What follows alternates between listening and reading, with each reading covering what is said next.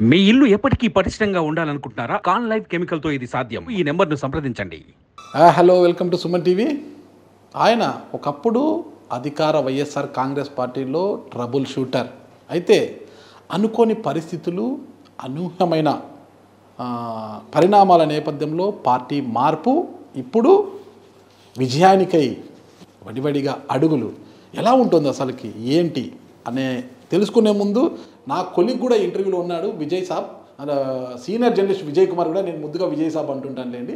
Senior journalist Vijay ఉన్నాడు. విజయ్తో అడిగి తెలుసుకుంటా, ఆయన ఎవరో విజయే చెప్తాడు. విజయ్, ఒకసారి చెప్పండి, ఇప్పుడు వరకు అనుకున్నాం కదా, ఒకప్పుడు అధికార వైఎస్ఆర్ కాంగ్రెస్ కూడా ఆయన ఒక ట్రబుల్ షూటర్. ఆ తర్వాత అనుకోని పరిస్థితుల నేపథ్యంలో పార్టీ మార్పు, ఇప్పుడు విజయం కోసం అడుగులు వేస్తున్నాడు. ఆయన ఎవరు నువ్వు చెప్తావా? అలాగే నాగరాజన్న, నా సొంత జిల్లా నెల్లూరు జిల్లా. ఆ పేరు గురించి ప్రత్యేకంగా ఏ పార్టీ వాళ్ళు అడిగినా కూడా చాలా మంచి వ్యక్తి అని చెప్తారు. రాజకీయాలకు అతీతంగా నిస్వార్థపరుడు. అసలు రాజకీయాలు నిజంగా ఆయన వంట పట్టించుకోకపోయినా ఆయన ఒకటే ఒక మాట చెప్తుంటారు, ప్రజలకు సాయం చేయాలి, సాయం చేయాలి. మోస్ట్ అర్థమైపోయి ఉంటుంది. విపిఆర్ వేమిరెడ్డి ప్రభాకర్ రెడ్డి అలియాస్ అందరూ మంచిగా మనసులో ఉన్నటువంటి వ్యక్తిగా విపిఆర్ అంటుంటారు. ఓకే, విపిఆర్ గారు అందరికీ తెలుసుగా, వ్యాపార దిగ్గజం, ఇప్పుడిప్పుడే రాజకీయ నాయకుడిగా ఎదుగుతున్న విపిఆర్ గారు మనతో ఉన్నారు. ఆయన అడిగి మరి తెలుసుకుంటాం. సార్ నమస్తే. సార్ నమస్తే సార్ ఎలా ఉన్నారు సార్? బాగున్నాం సార్ విపిఆర్ గారు అంటే నాకు తెలుసు సార్, నాకున్న రాజకీయ పరిజ్ఞానంలో ముందు నుంచి కూడా ఇలా ఇచ్చేవారు విపిఆర్ గారు. ఎప్పుడు ఇలా లేదు. ఇప్పుడు రాజకీయాల్లోకి వచ్చిన తర్వాత ఇలా వచ్చింది ఇప్పుడు పరిస్థితి. ఎలా ఉంది సార్? అలా పరిస్థితి ఎప్పుడు రాదు. రాదా సార్? Okay sir. ఎప్పుడు కూడా మీరు చెప్పింది ముందు చెప్పిందే ఉంటుంది. అంతేనా సార్? ఎప్పటికీ అంతే కూడా భగవంతుడు ఉన్నాడు, సార్ అటువంటి రోజు రానీడు.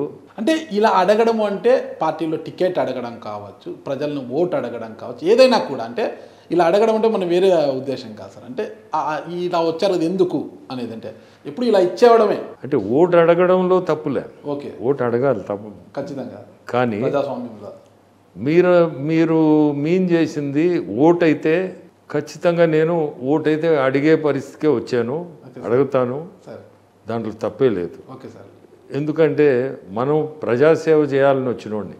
సార్ ప్రజాసేవ అన్నప్పుడు 10 మందితో మనం కలిసి మెలిసి మనం మాట్లాడాల్సింది, ఏదైనా మాట్లాడాలన్నా ఏదైనా కానీ మనం ఏదైనా అడగాలన్నా మీరు చెప్పినట్టు ఓటే అడగాలంటే దానికి సిద్ధం. ఓకే. బట్ నేను మీన్ చేసేది మనం పోయి ఏదో డబ్బు కోసం అయితే నేను ఓకే, ఆ పరిస్థితి ఎప్పుడు విపిఆర్ గారికి లేదని అదైతే చేయను. Okay sir. ఇంకో అంశం సార్, నెల రోజుల గ్యాప్, అటు బొమ్మ ఇటు పడింది అనమాట. అంటే వైఎస్ఆర్ కాంగ్రెస్ పార్టీ అభ్యర్థిగా నెల్లూరు పార్లమెంట్ నుంచి విపిఆర్ బరిలోకి దిగిపోతున్నారు అనేది ఆల్రెడీ ప్రకటన చేసింది ఆ పార్టీ. సరిగ్గా నెల రోజులు తిరిగేసరికి అటువైపు నుంచి సూర్యుడు ఇటువైపు పొడిచాడు అనమాట. అంటే టీడీపీ నుంచి ఇప్పుడు బరిలోకి దిగారు మీరు.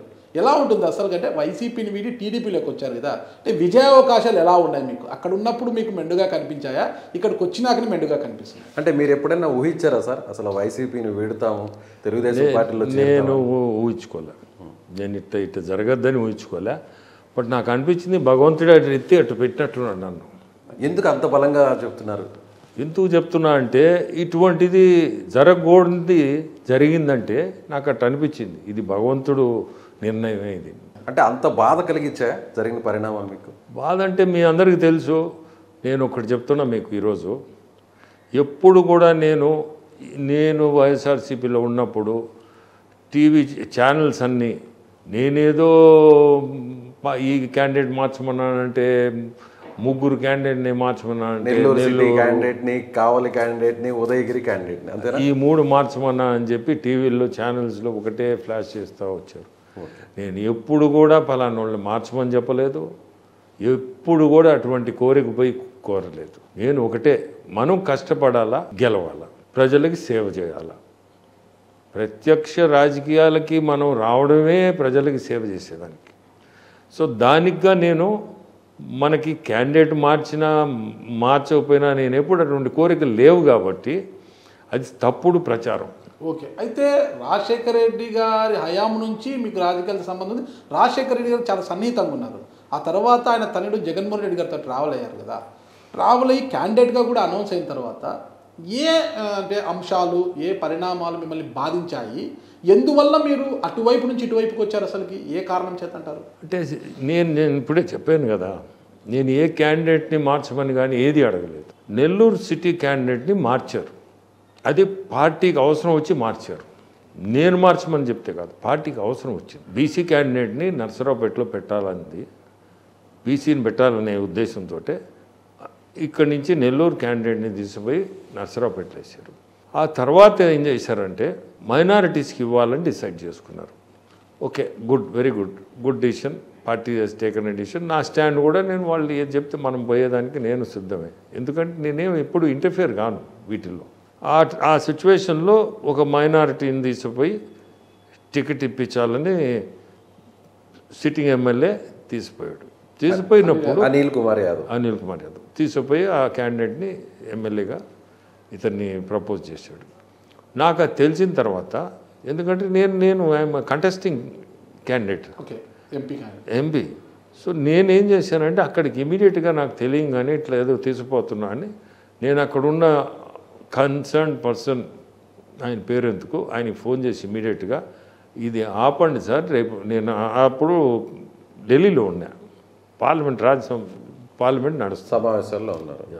సో నేను రిక్వెస్ట్ చేశాను, రేపు వస్తాను సార్, కొంచెం దీన్ని ఆపండి, ఇటు వస్తున్నారు తీసుకొని మీరు కొంచెం నేను చూసుకుంటాలే అన్నా అని చెప్పారు. చూస్తే within 15 minutes candidate was decide అయిందని మళ్ళీ నాకు మెసేజ్ వచ్చింది అక్కడి నుంచి. సార్ మీరు ఏమనుకోకుంటే ఆ వ్యక్తులు ఎవరో కూడా, ఆ నాయకులు ఎవరో పేర్లు చెప్పగలరు? నేను చెప్తా అది చెప్తా. నాకేమో డిసైడ్ అయిందని చెప్పారు. అప్పుడు తెలియగానే నేను సోకాల్డ్ ఇప్పుడు అక్కడ ఉండే ముఖ్యులందరికీ ఫోన్ చేశా. మీకు పేర్లు చెప్పమన్నా చెప్తాను, నాకేం అందరూ కూడా తెలియాలి. ఆ ముఖ్యులు అప్పుడు రిషి అని IPAC team, okay, then Sajjala Ramakrishna Reddy మీ అందరికీ తెలుసు, దెన్ మిథున్ రెడ్డి ఎవరో మీకు తెలుసు, చెవిరెడ్డి ఎవరో మీకు తెలుసు, ఇంకా కూడా వేరే అవినాష్ అని ట్రంప్ అవినాష్ అతనికే చేశాను. చేసి మీరు మైనారిటీస్కే డిసైడ్ చేసుకున్నారు, మైనారిటీస్ డిసైడ్ చేసుకున్నాం అన్నారు. ఇవ్వండి మైనారిటీస్కే, రేపు వస్తా నేను. క్యాండిడేట్ని మనం ఒకసారి మాట్లాడి సార్తో నేను మాట్లాడిన తర్వాత అనౌన్స్ చేయండి అని చెప్పాను, రిక్వెస్ట్ చేశాను అందరికీ. నేను చెప్పే సోకాల్డ్ వీళ్ళందరికీ ఫోన్లు చేసి, జగన్ గారిది మీరు కలిసిన తర్వాత అప్పుడు అనౌన్స్ చేయండి అని చెప్పారు. అంతే, ఓకే. చెప్తే అనౌన్స్ చేయబాకండి, రేపు మాట్లాడిన తర్వాత అనౌన్స్ చేయండి అని చెప్పాను. అనౌన్స్ చేశారు. నాకు చాలా బాధేసింది, ఎందుకంటే నేను ఎప్పుడు పోయి ఏ కోరిక కోరినోడిని కాదు, నాకు ఇది చేయండి అది చేయండి అని ఎప్పుడు. నేను కంటెస్ట్ చేసేదానికే యాక్చువల్గా నాకేం పెద్ద ఇంట్రెస్ట్ లేదు అప్పుడు. లేకపోయినా ఆయన మీద ఉండే గౌరవంతో ఆయన నువ్వు కంటెస్ట్ చేయాలన్నా అంటే సరే యాక్సెప్ట్ చేసి వచ్చినోడిని. సర్వేలన్నీ మీకు అనుకూలంగా వచ్చాయి కాబట్టి యాక్సెప్ట్ చేసి వచ్చాను. అటువంటప్పుడు కనీసం నేను అడిగింది ఏముంది, నేను నాట్ అగేన్స్ట్ ద మైనారిటీ. మరి అదే జరుగుతుంది కదా చర్చ. ఇప్పుడు ఒక మైనారిటీకి టికెట్ ఇవ్వడం వల్లే అల్లిగి విపిఆర్ గారు వెళ్ళిపోయారు అని మీ ప్రత్యర్థి ఆరోపిస్తున్నారు. ఇప్పుడు ఏదో ఒకటి చెప్పాలి కదా, ఒక మనిషి మీద ఏదో ఒకటి బురద జల్లితేనే కదా ఇంట్రెస్టింగ్ సబ్జెక్ట్ అయ్యేది. ఇప్పుడు మామూలుగా నేను చెప్పేది నాకు ఫ్యాక్ట్స్ చెప్తున్నా, నేను అబద్ధం చెప్పటం లేదు, ఫ్యాక్ట్స్, ఇవన్నీ ఫ్యాక్ట్స్ చెప్పినప్పుడు they didn't bother also. So నాకు అనిపించింది దే డోంట్ వాంట్ మీ. ఈ సోకాల్డ్ నేను చెప్పిన పేర్లు అందరూ they are the main people of the party. వాళ్ళు they can take a decision. ఇదేం పెద్ద ఇష్యూ కాదు కదా. నేనేం చెప్పాను, మైనారిటీస్కే ఇస్తాం, బట్ ఒకసారి నేను వస్తాను, వచ్చి మాట్లాడిన తర్వాత చేస్తామని అనౌన్స్ చేశారు. అనౌన్స్ చేయొద్దు అనే రిక్వెస్ట్ చేసింది.